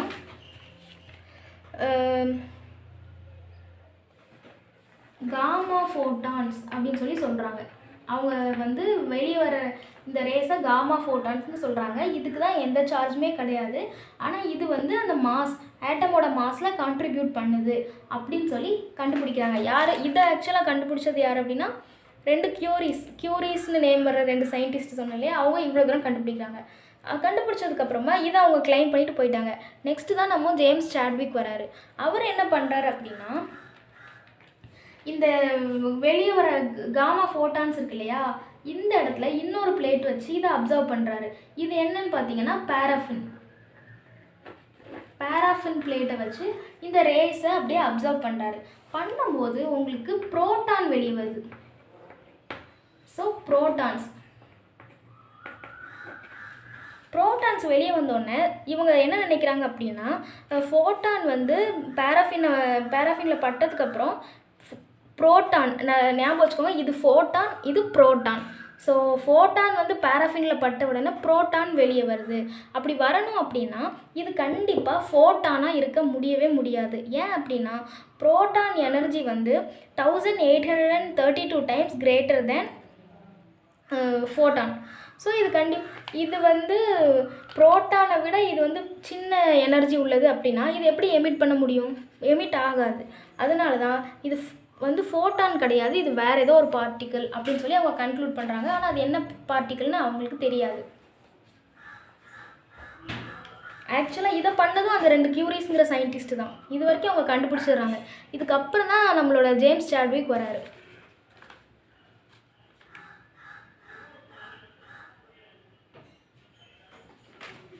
ஓகே, இந்த லோ எனர்ஜி ஃபோட்டானால் ஹை எனர்ஜி புரோட்டானை எமிட் பண்ண முடியாது. அதனால் இது ஃபோட்டான் கிடையாது, இது வேறு ஏதோ ஒரு ஒரு பார்ட்டிக்கல் அப்படிங்கிற வரைக்கும் அவங்க கண்டுபிடிச்சிட்டாங்க. இப்போ ஜேம்ஸ் சேட்விக் வந்தோன்னே என்ன பண்ணுறாரு அப்படின்னா, இந்த ஆல்ஃபா பார்ட்டிகல்ஸ் இருக்கு இல்லையா, இதில் லித்தியம், பெரிலியம், போரான் இந்த மாதிரி டிஃப்ரெண்ட்டான எலமெண்ட்ஸோட ஆல்ஃபா பார்ட்டிக்கலாக பாஸ் பண்ணுறாரு. பொலோனியம் பண்ணோம் இல்லையா, அதுக்கு பதிலாக ஹீலியம் ஓடுது, லித்தியம் ஓடுது, பெரிலியம் ஓடுது, போரான் ஓடுது, இந்த மாதிரி நிறைய பாஸ் பண்ணுறாரு. அப்படி பாஸ் பண்ணும்போது என்ன கிடைக்குது அப்படி பார்த்தீங்கன்னா, இப்போ லித்தியமோட பாஸ் பண்ணுறாருன்னு வச்சுக்கோங்களேன். லித்தியமோட அட்டாமிக் நம்பர் என்ன? 3. ஸோ அவர் இதில் பாஸ் பண்ணதுக்கப்புறம் லித்தியமோட மாஸ் நம்பர், அந்த வெளிவர ரேடியேஷன் இருக்கு இல்லையா, இந்த ரேஸ்க்கு எடுத்து அவங்க கால்குலேட் பண்ணி பார்த்தாங்கன்னா அதோட மாஸ் யூனிட் வந்து 7 இருக்குது. ஸோ பெரிலியம்க்கு அவங்க பண்ணும்போது அந்த பெரிலியமோட அட்டாமிக் நம்பர் 4. ஆனால் அதோட மாஸ் யூனிட் என்னவாக இருக்குது அப்படின்னா 9 இருக்குது. இதே மாதிரி போரானுக்கு பண்ணுறாங்க. போரானோட அட்டாமிக் நம்பர் 5. ஆனால் அதோட மாஸ் யூனிட் என்ன வருது? 11 வருது. ஸோ இந்த மாதிரி டிஃப்ரெண்ட் எலமெண்ட்ஸை வச்சு ட்ரை பண்ணும்போது தான் அவருக்கு தெரியுது வெளியில் வர்றதுக்குன்னு தனியாக ஒரு மாஸில் கான்ட்ரிபியூட் பண்ணுற அளவுக்கு ஒன்று இருக்குது அப்படின்னு சொல்லி கண்டுபிடிக்கிறாரு. ஸோ இதை வச்சு மாஸ் கால்குலேட் பண்ணுறாரு. ஏன்னா அட்டாமிக் நம்பரும் நம்பர் ஆஃப் ப்ரோட்டானும் ஒன்று தான் அப்படின்னு நம்ம பார்த்துருக்கோம். ஸோ அட்டாமிக் நம்பரும் நம்பர் ஆஃப் ப்ரோட்டானும் ஒன்று அப்படின்னா அதில் 3 போயிடும். ஸோ 7 - 3 = 4. அப்போ டோட்டல்லேருந்து ப்ரோட்டானோட வேல்யூ மட்டும் கழிச்சிட்டோம் அப்படின்னா மிச்சம் இருக்கிற இந்த 4 என்னது அப்படிங்கிற ஒரு கொஸ்டின் வரும் இல்லையா? ஸோ அதுக்கு தான் அவங்க நியூட்ரான் அப்படின்னு சொல்லி பேர் வைக்கிறாங்க. இதே மாதிரி இது மட்டும் இல்லை, இன்னும் நிறைய எலமெண்ட்ஸை வந்து அதோட ஆல்ஃபா பார்ட்டிகிள் இதில் பாஸ் பண்ணி ரே வெளியில் எடுக்கிறாங்க. வரும்போது அது ஒரே ஆர்டரில் வருது. ஸோ வரும்போது இது ஃபோட்டான் இல்லை, இது ஒரு நியூட்ரான். இந்த நியூட்ரான் வந்து நியூட்ரலாக இருக்கும், இதுக்கு எந்த ஒரு சார்ஜுமே இருக்காது. ஆனால் இது வந்து என்ன பண்ணும்? மாஸ் நம்பரில் கான்ட்ரிபியூட் பண்ணும், ஆட்டமோட மொத்த மாஸில் கான்ட்ரிபியூட் பண்ணும் அப்படின்னு சொல்லி கண்டுபிடிச்சிட்டாங்க. ஸோ இப்போது நம்ம வந்து என்னெல்லாம் பார்த்துருக்கோன்னு பாருங்கள். டிஸ்கவரி ஆஃப் எலக்ட்ரான் பார்த்துட்டோம், ப்ரோட்டான் பார்த்துட்டோம், நியூட்ரான் பார்த்துட்டோம், அட்டாமிக் தியரி பார்த்துட்டோம். இப்போது எலக்ட்ரான் ப்ரோட்டான் நியூட்ரான்லாம் இருக்குதுன்னு கண்டுபிடிச்சாச்சு. அது ஆட்டமில் எந்தெந்த இடத்துல இருக்குது அப்படிங்கிறத நம்ம கண்டுபிடிக்கணும். அதுக்கு தான் அட்டாமிக் மாடல். ஸோ அந்த அட்டாமிக் மாடலை 3 சயின்டிஸ்ட் சொல்லியிருக்காங்க, J J. Thomson, Rutherford and Bohr. இவங்களாம் என்ன சொல்லியிருக்காங்க, இந்த அட்டாமிக் மாடல்னால் என்ன அப்படிங்கிறத பார்க்கலாம். ஸோ ஃபர்ஸ்ட் வந்து ஜே.ஜே. தாம்சனோட அட்டாமிக் மாடல். ஜே.ஜே. தாம்சன் நமக்கு ஆல்ரெடி தெரியும், எலக்ட்ரானை கண்டுபிடிச்சவர். ஸோ இவர் என்ன சொல்கிறாரு அப்படின்னா, இவர் தான் ப்ளம் புட்டிங் மாடல் அப்படின்னு சொல்லுவோம் இவரோட மாடலை. அப்படி இல்லைன்னா வாட்டர்மெலான் மாடல் கூட சொல்லுவோம். என்ன அப்படின்னா, இப்படி ஒரு வாட்டர்மெலான் இருக்குது, அதில் சீட்ஸ் வந்து அங்கங்கே இருக்கும் இல்லையா? அது வந்து அதுக்குன்னு ஒரு பர்டிகுலரான இடம் இருக்காது, ரேண்டமாக அப்படி தூவி விட்ட மாதிரி ஸ்கேட்டர்டாக இருக்கும். ஸோ அவர் என்ன சொல்கிறாருன்னா, அந்த வாட்டர்மெலானில் இருக்கிற ரெட் கலர் பல்ப் இருக்கு இல்லையா, அந்த ரெட் கலர் பல்ப்பு ஃபுல்லாக பாசிட்டிவ் சார்ஜ், அதாவது புரோட்டான் அப்படின்னும், இந்த ரேண்டமாக தூவி விட்டுருக்க சீட்ஸ் இருக்கு இல்லையா, இது எல்லாமே நெகட்டிவ் சார்ஜ்டு எலக்ட்ரான். இப்படி தான் ஆட்டம் ப்ரெசென்ட் ஆகிருக்கும் அப்படின்னு சொல்லி தாம்சன் சொல்கிறாரு. ஸோ பட் வந்து ஃப்யூச்சரில் இப்போ இருக்கிறத நீங்கள் பார்த்தீங்கன்னா இது தப்புன்னு தோணும். பட் அந்த செஞ்சுரியில் அவர் இதுதான் ஆட்டமோட மாடல் அப்படின்னு அசியூம் பண்ணி சொல்லியிருக்காரு. இதுதான் ஜே.ஜே. தாம்சனோட மாடல். ஸோ ஃபர்ஸ்ட்டு வந்து தாம்சனோட அட்டாமிக் மாடல் பார்த்துட்டோம் இல்லையா? இப்போ வந்து ரூதர்ஃபோர்டோட அட்டாமிக் மாடல் பார்க்க போகிறோம். ஆக்சுவலாக தாம்சனோட அட்டாமிக் மாடல் ஃபெயிலியர் தான், அதனால் நீங்கள் அதை ஞாபகம் வச்சுக்க வேணாம். ஆனால் ரூதர்ஃபோர்டோட அட்டாமிக் மாடல் இம்பார்ட்டண்ட்டானது, இதை நல்லா கவனிச்சுக்கோங்க, ஞாபகத்தில் வச்சுக்கோங்க. ஓகேவா? ஃபர்ஸ்ட் ரூதர்ஃபோர்ட் என்ன பண்ணுறாரு அப்படின்னா, ஒரு ஆல்ஃபா பார்ட்டிகல் எடுத்துக்கிறாரு. ஆல்ஃபா பார்ட்டிகல் ஹீலியம்லேருந்து, நீங்கள் ஆக்சுவலாக அது எதுலேருந்து வேணாலும் அந்த ஆல்ஃபா பார்ட்டிகலை எக்ஸ்ட்ராக்ட் பண்ணி எடுத்துக்கலாம். பட் இவர் வந்து ஒரு எக்ஸ்பெரிமெண்ட்டாக ஹீலியமோடது எடுத்துருக்காரு.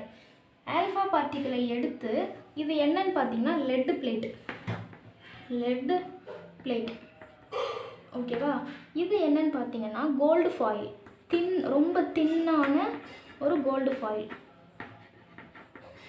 இது என்னென்னு பார்த்தீங்கன்னா நம்ம ஃப்ளூரசன்ஸ் கோட்டட் ஒரு ஸ்பேஸ், ஃப்ளூரசன்ஸ் இதில் ஃபுல்லாக கோட் பண்ணி வச்சுருக்காரு. ஸோ ஃபஸ்ட்டு என்ன பண்ணுறாரு அப்படின்னா, இந்த ஆல்ஃபா பார்ட்டிக்கிளை இந்த லெட் பிளேட் மேலே கொடுக்குறாரு. இந்த ஆல்ஃபா பார்ட்டிக்கிள் லெட் பிளேட்டில் பட்டு இந்த சைடு போகும்போது இது என்ன ஆகுதுன்னா மோனோக்ரோமேட்டிக் ரேடியேஷன் ஆகுது. ஸோ இதுக்கு பேர் மோனோக்ரோமேட்டிக் ரேடியேஷன். கன்வெர்ட் ஆகிடுது, ஆல்ஃபா பார்ட்டிக்கிள் மோனோக்ரோமேட்டிக் ரேடியேஷனாக கன்வெர்ட் ஆகுது. எப்போ? லெட் பிளேட் மேலே பட்ட உடனே மோனோக்ரோமேட்டிக் ரேடியேஷன். ஓகேவா? ஸோ இப்படி கன்வெர்ட் ஆனதுக்கப்புறம் கன்வெர்ட் ஆகி இது என்ன பண்ணுதுன்னா இந்த கோல்டு ஃபாயில் இருக்கு இல்லையா, இந்த கோல்டு ஃபாயில் வழியாக ட்ராவல் ஆகுது. ட்ராவல் ஆனதுக்கப்புறம் ஆக்சுவலாக இந்த சயின்டிஸ்ட் வந்து என்ன எக்ஸ்பெக்ட் பண்ணுறாரு அப்படின்னா, இது டேரெக்டாக போய் இந்த ஃப்ளூரசன்ஸை க்ளோ பண்ண வைக்கணும் அப்படின்னு எக்ஸ்பெக்ட் பண்ணுறாரு. ஆனால் ஆக்சுவலாக என்ன நடந்ததுன்னா, இந்த பார்ட்டிகள்லாம் ரேடியேஷன் இப்படி போய் நிறைய போகும் இல்லையா, போய் ஒரு சிலது தான் போய் இந்த ஃப்ளூரசன்ஸை க்ளோ பண்ண வைக்குது. மற்ற ஒரு சிலது என்னென்னா இந்த பட்ட உடனே இப்படி திரும்பி ரிட்டர்ன் வந்துடுது. ரிட்டர்ன் வந்த உடனே இவருக்கு ஷாக் ஆகுது. என்ன அப்படின்னா, எல்லாமே போய் அதை க்ளோ தானே பண்ண வைக்கணும், அப்போ திரும்பி ரிட்டர்ன் வருதுன்னா என்ன அர்த்தம் அப்படின்னு யோசிச்சுட்டு அவர் என்ன நினைக்கிறாருன்னா, இந்த ஆல்ஃபா பார்ட்டிகிள் போய் இங்கே ஹிட் பண்ணும்போது ரிட்டர்ன் வர இந்த ரேஸ் எல்லாம் இருக்கு இல்லையா, இது எல்லாமே புரோட்டான் வந்து ஒரே இடத்துல மற்றவங்கெல்லாம் தாம்சன் சொன்ன மாதிரி புரோட்டான் வந்து இப்படி செதறி இல்லை, புரோட்டான் ஒரே இடத்துல இருக்குது. இந்த ரேப் வந்து அந்த புரோட்டான் மேலே பட்டோன்னே திரும்பி வந்தது.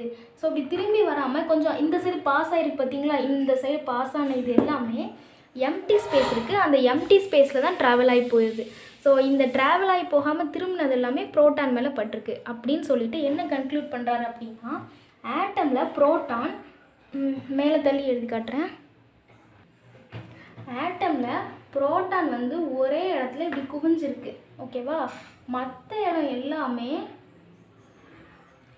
ஒரு எம்டி ஸ்பேஸ் தான், இங்கெல்லாம் எதுவுமே இல்லை, எம்டியாக இருக்குது. புரோட்டான் மட்டும் ஒரே இடத்துல இருக்குது. அப்படி இருக்கிற இந்த எம்டி ஸ்பேஸில் எலக்ட்ரான் வந்து ரேண்டமாக அங்கே இங்கேன்னு ஸ்கேட்டர் ஆகிருக்கு அப்படின்னு சொல்கிறாரு. இதை தான் அவர் கண்டுபிடிக்கிறாரு. கண்டுபிடிக்கும் போது இவரோட பாஸ்டுலேட்ஸ் என்னெல்லாம்னு பார்த்தீங்கன்னா, ஆட்டம் வந்து ரொம்ப ஸ்மாலஸ்ட் பார்ட்டிக்கல், ஆட்டம் வந்து ரொம்ப சின்ன பார்ட்டிக்கல் தான், அதில் புரோட்டான் ஒரே இடத்துல அப்படி குமிஞ்சிருக்கு. இது ஃபஸ்ட்டு பாஸ்டுலேட். ரெண்டாவது பார்த்தீங்கன்னா, எலக்ட்ரான் வந்து அதை சுற்றி சுற்றி ரிவால்வ் ஆகிட்டு இருக்கு அப்படிங்கிறது அவரோட ரெண்டாவது பாஸ்டுலேட். மூணாவது என்ன சொல்கிறாருன்னா, நம்பர் ஆஃப் புரோட்டானும் நம்பர் ஆஃப் எலக்ட்ரானும் ஈக்குவல் தான். ஒரு ஆட்டம்னு எடுத்துக்கிட்டிங்கன்னா அதில் எவ்வளோ புரோட்டான் இருக்கோ அவ்வளோ எலக்ட்ரான் தான் கண்டிப்பாக இருக்கும். அதனால தான் ஆட்டம் வந்து நியூட்ரலாக ஸ்டேபிளாக இருக்குது. ஒருவேளை அப்படி இல்லை, இது வந்து நெகட்டிவ் சார்ஜோ பாசிட்டிவ் சார்ஜோ கூட குறைய இருந்துச்சுன்னா இது ஸ்டேபிளாக இருக்காது. ஸோ ஒரு ஆட்டம் ஸ்டேபிளாக இருக்கிறதுனால number of proton number of electron ஈக்குவலாக தான் இருக்கும் அப்படிங்கிறது இவரோட மூணாவது பாஸ்டுலேட். ஸோ இந்த மூணுமே ரியல் தான். நமக்கு இப்போ வரைக்கும் நம்ம இதுதான் ஃபாலோ பண்ணிகிட்ருக்கோம், ஓகேவா. ஸோ அவர் என்ன சொல்கிறாருன்னா, இந்த ஒரே இடத்துல புரோட்டான் குமிஞ்சிருக்குன்னு நம்ம பார்த்தோம் இல்லையா, இந்த இடத்துக்கு நியூக்ளியஸ்னு பேர் வைக்கிறாரு. ஸோ அட்டாமிக் மாடலில் ரூதர்ஃபோர்ட் அட்டாமிக் மாடலில் நம்ம என்ன பண்ணுறோம், நியூக்ளியஸ் அப்படிங்கிறத கண்டுபிடிக்கிறோம். நியூக்ளியஸ் அப்படிங்கிறது இப்போ தான் டிஸ்கவர் பண்ணுறாங்க. இப்போது மிச்சம் எல்லாமே எம்டி ஸ்பேஸ்னு சொல்லியாச்சு. ஆட்டமோட வெயிட் எதை டிபெண்ட் பண்ணியிருக்கு அப்படின்னா நியூக்ளியஸை டிபெண்ட் பண்ணி தான் இருக்குது, மற்ற எல்லாமே எம்டி ஸ்பேஸ் அப்படின்னு சொல்லிட்டாரு. சரி, இப்போ இவர்கிட்ட இருக்கிற ட்ராபேக்ஸ் என்ன, இவரோட எக்ஸ்பெரிமெண்ட்டில் என்னெல்லாம் ட்ராபேக்ஸ் இருக்குதுன்னு பார்த்தீங்கன்னா, இவர் வந்து மேக்ஸ்வெல் கான்செப்டை எக்ஸ்பிளைன் பண்ணலை. மேக்ஸ்வெல் கான்செப்ட்னா என்னென்னு பார்த்தீங்கன்னா, நமக்கு வந்து ஒரு எலக்ட்ரான் வந்து இப்படி ரிவால்வ் ஆகிட்டு இருக்குன்னு சொல்லி பார்த்தோம் இல்லையா, அதே எலக்ட்ரான் என்ன நெகட்டிவ்லி சார்ஜ்டு பார்ட்டிக்கிள். மேக்ஸ்வெல் என்ன சொல்கிறாரு அப்படின்னா, எனி சார்ஜ் பாசிட்டிவாக இருக்கலாம் இல்லை நெகட்டிவாக இருக்கலாம், எனி சார்ஜ் ஸ்பீசிஸ் வந்து இப்படி ஆக்சிலரேட் ஆகும்போது, அதாவது ரேண்டமாக இப்படி சுற்றும் போது எனர்ஜியை வந்து எமிட் பண்ணும் அப்படின்னு சொல்லியிருக்காங்க.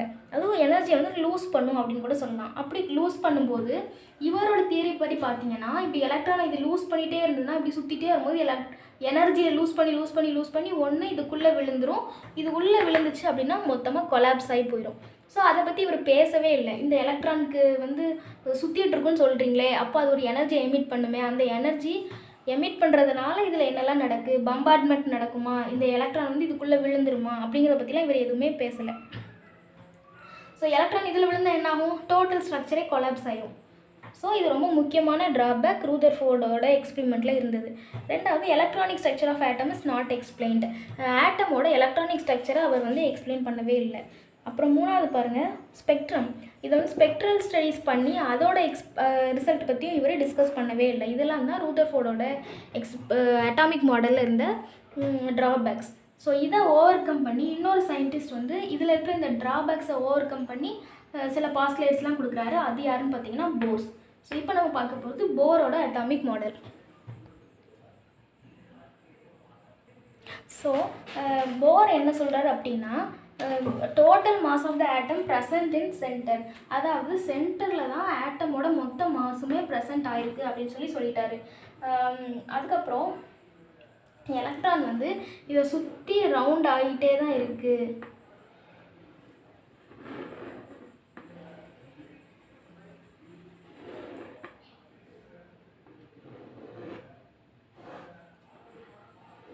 ஸோ ஒரு ஆட்டமோட மொத்த மாஸுமே வந்து சென்டரில் தான் இருக்குது. அதை சுற்றி தான் எலக்ட்ரான் வந்து ரிவால்வ் ஆகிட்டுருக்கு, சுற்றிக்கிட்டு இருக்கு. அப்படி சுற்றும் போது அது வந்து கண்டிப்பாக ஒரே ஆர்பிட்டில் தான் சுற்றிட்டு இருக்கும்.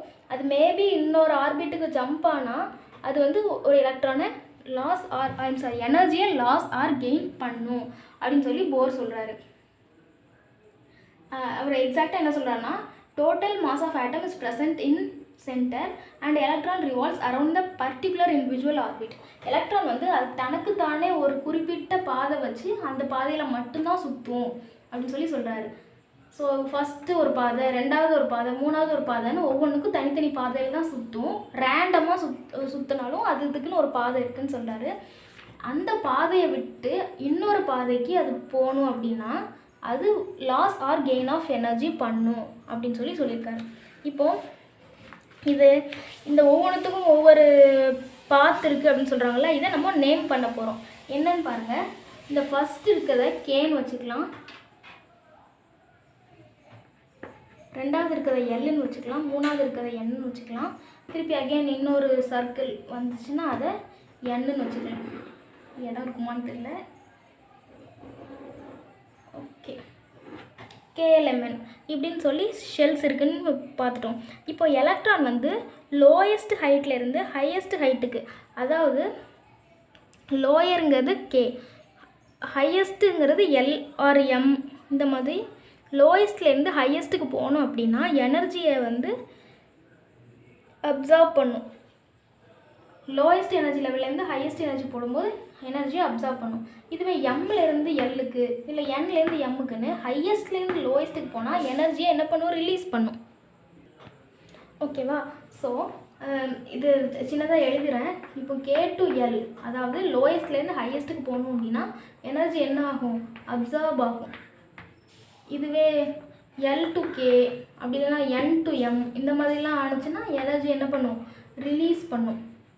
ஓகே, இப்போ போர் நமக்கு என்ன சொல்லியிருக்காருன்னா மாஸ் எல்லாமே ஒரே இடத்துல தான் குமிஞ்சிருக்கு, எலக்ட்ரான் வந்து அதை சுற்றி தான் இருக்குது, ஆனால் அதுக்குன்னு ஒரு தனியாக ஒரு பாதை வச்சு அந்த பாதையில் மட்டும்தான் எலக்ட்ரான் சுற்றிட்டு இருக்கும். இந்த பாதையில் எங்கே வேணாலும் சுற்றும், இங்கே இருக்கலாம், இங்கே இருக்கலாம், இங்கே இருக்கலாம், இங்கே இருக்கலாம், எங்கே வேணாலும் இருக்கலாம், ஆனால் இதில் மட்டும்தான் இருக்கும். அதே மாதிரி தான் ரெண்டாவது எலக்ட்ரான் இருக்கும், இங்கே இங்கே இங்கே இங்கே இந்த எலக்ட்ரான் எங்கே வேணாலும் இருக்கலாம், ஆனால் இந்த ஒரு ஆர்பிட்டில் தான் அது சுற்றும். ஒருவேளை இங்கேருந்து அது வேறு ஆர்பிட்டுக்கு போகிறதா இருந்தால் அது எனர்ஜியை அப்சார்வாக ரிலீஸ் பண்ணும். அது வந்து எந்த ஆர்பிட்டுக்கு போகுதுங்கிறது, தன்னோட ஹையான ஆர்பிட்டுக்கு போதா தன்னோட லோவான ஆர்பிட்டுக்கு போதா அப்படிங்கிறத பொறுத்து அப்சார்வாக ரிலீஸாக அப்படிங்கிறத முடிவு பண்ணும். இவ்வளோ தூரத்துக்கு போர் சொல்லியிருக்காரு. அதுக்கப்புறம் இன்னொன்று என்ன, இவரோட பாஸ்ட்லேட்டில் என்ன இருக்குது அப்படின்னா ஒவ்வொரு ஆர்பிட்லேயும் எவ்வளோ எலக்ட்ரான் இருக்கும் அப்படிங்கிறது இவர் சொல்லியிருக்காரு. அது என்ன அப்படின்னு பார்த்தீங்கன்னா distribution of electron. Distribution of electron இதுக்கு ஒரு ஃபார்முலா கொடுத்துருக்காரு. அந்த ஃபார்முலா தான் என்னென்னா 2n². ஓகேவா? ஸோ என்னங்கிறது number of shell, n is equal to number of shell. ஷெல்லோட நம்பர்னா என்ன, கேனா ஃபஸ்ட்டு ஷெல், எல்னா செகண்ட் ஷெல், எம்னா தேர்ட் ஷெல், என்னா ஃபோர்த்து ஷெல். இதுதான் நம்பர் ஆஃப் ஷெல்.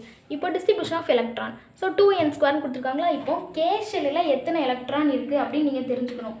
அப்படின்னா கே ஷெல் எத்தனாவது ஷெல், ஃபஸ்ட்டு ஷெல். அப்போ என்னோட வேல்யூ எவ்வளவு 1.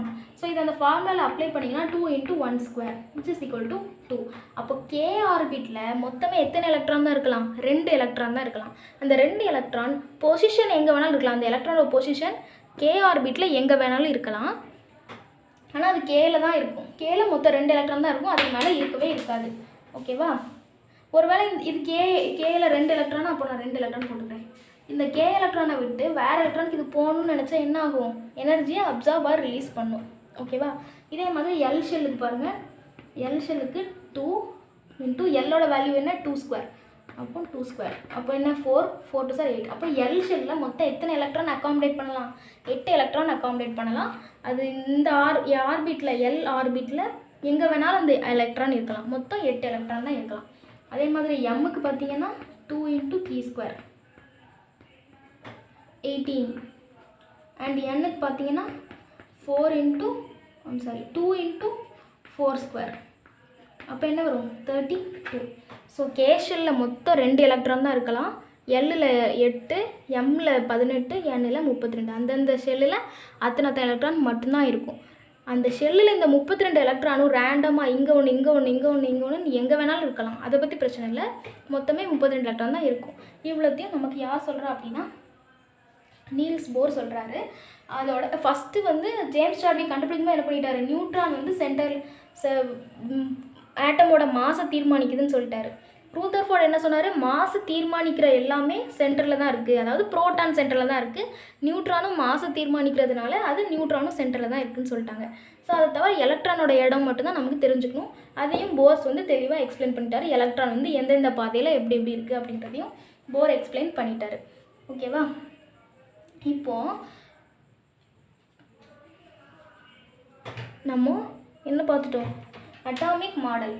ஒரு சின்ன ரீகேப் அட்டாமிக் மாடலுக்கு கொடுக்குறேன். தாம்சன் வந்து ஜே தாம்சன் வந்து ப்ளம் புட்டிங் மாடல் சொன்னார். புரோட்டானும் எலக்ட்ரானும் ரேண்டமாக ஸ்கேட்டர் ஆகிருக்குன்னு சொன்னார். அப்புறம் ரூதர்ஃபோர்ட் வந்து அந்த கோல்டு ஃபாயில் எக்ஸ்பெரிமெண்ட் பண்ணது மூலமாக ஆட்டமோட மாசை தீர்மானிக்கிறது எல்லாமே சென்டரில் இருக்குது, மற்ற இடம் எல்லாம் எம்டியாக இருக்குது, அந்த எம்டி இடத்துல ஃபுல்லாக ரேண்டமாக எலக்ட்ரான் சுற்றிட்டு இருக்குது அப்படின்னு சொன்னார். போர் என்ன சொல்கிறாருன்னா, ஸோ ரூதர்ஃபோர்ட் சொன்னதில் என்ன, மாசு தீர்மானிக்கிற புரோட்டானும் நியூட்ரானும் இப்படி சென்டரில் இருக்குதுன்னு சொல்லிட்டாங்க, அதனால் அதை பற்றி பிரச்சனை இல்லை, அது ஃபிக்ஸ்ட் ஆகிட்டு. எலக்ட்ரானோட இடம் மட்டும் ஃபுல்லாக இப்படி நீங்கள் ரேண்டமாக சுற்றிட்டு இருக்குன்னு சொல்கிறது தப்பு. ஒவ்வொன்றுத்துக்கும் ஒவ்வொரு பாத் இருக்கும், அந்த பாத்தில் மட்டும்தான் அது சுற்றும். அந்த பாத்தை விட்டுட்டு அது அடுத்த வேறு ஒரு ஆர்பிட்டுக்கு போகணுன்னா எனர்ஜியை அப்சர்வ் ரிலீஸ் பண்ணும். ஸோ எலக்ட்ரானுக்குன்னு தனி பாத்திருக்குன்னு சொல்லிட்டு ஒவ்வொரு ஷெல்லையும் எத்தனை எலக்ட்ரான் மேக்ஸிமம் அகாமடேட் பண்ண முடியும் அப்படிங்கிறதையும் கொடுத்துருக்காரு. ஸோ இவ்வளோ தான் அட்டாமிக் மாடல்ஸ். இப்போது ஆட்டம் எப்படி கண்டுபிடிச்சாங்க, சப்பாட்டமிக் பார்ட்டிகல்ஸ் எலக்ட்ரான் புரோட்டான் நியூட்ரான்ங்கிறதெல்லாம் எப்படி கண்டுபிடிச்சாங்கன்னு பார்த்துட்டோம். ஆட்டமில் அது எந்தெந்த இடத்துல பிளேஸ் பண்ணியிருக்காங்க அப்படிங்கிறதையும் பார்த்துட்டோம். கிட்டத்தட்ட இவ்வளோ நேரம் வந்தது ஹிஸ்ட்ரி மாதிரி சொல்லி இப்போ நம்ம ஃபாலோ பண்ணிகிட்ருக்க ப்ரொசீஜர் வரைக்கும் உள்ளதை பார்த்துட்டோம்.